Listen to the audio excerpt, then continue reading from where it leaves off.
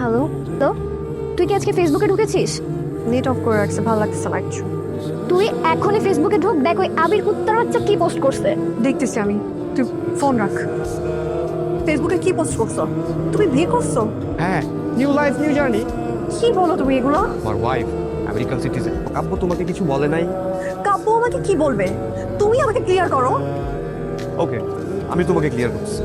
আমাদের যে রিলেশনশিপটা ছিল সেটা জাস্ট ফান ছিল। তোমার প্রতি আমার কোনো রকমের কোনো ইমোশনই ক্রিয়েট হয় নাই। আর ওই টেক্সটের কথা বলতেছো না, টেক্সটগুলো তো সব কাব্য পাঠাইছে আমার ফোন থেকে। কেন কাব্য তোমার কিছুই বলে নাই?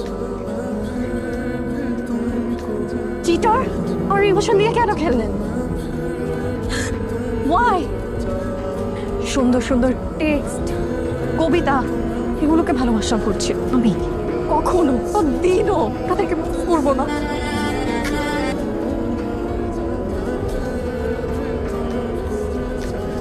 কুহু, আমার একটু কথা আছে, জাস্ট 2 মিনিটস। আমি কোনো চিটারের সাথে কথা বলবো তুই আমি শুনে থাক। আমি আপনাকে লাস্ট ওয়ার্নিং দিচ্ছি, আপনাকে যদি নেক্সট টাইম আমি আমার চোখের সামনে দেখি তাহলে জুতা খুলে পিটাবো।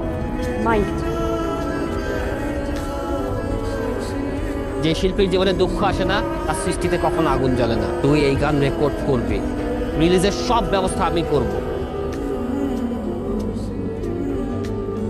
কোথাও ঘুরতে যাব, তুই যাবি? কাব্যের গান শুনে পালাচ্ছেন জানি, ওকে চেনা চেনা লাগছে।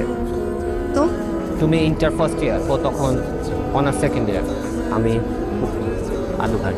তোমার কলেজে যাওয়ার পথে প্রতিদিন দাঁড়িয়ে থাকতো একবার তোমাকে দেখার জন্য, ভালোবাসতো তোমায়, কিন্তু সাহস করে কখনো সামনে বলতে পারিনি। ওই ডায়েরি ভর্তি শুধু তোমার গল্প।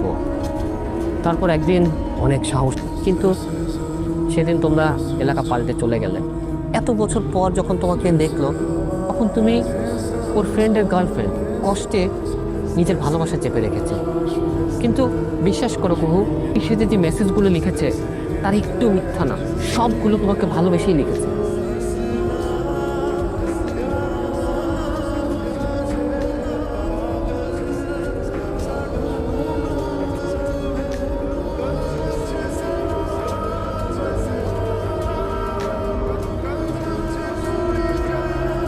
কাব্য এখন কোথায়? ভাই তো রাজশাহী একটা শো করতে গেছে।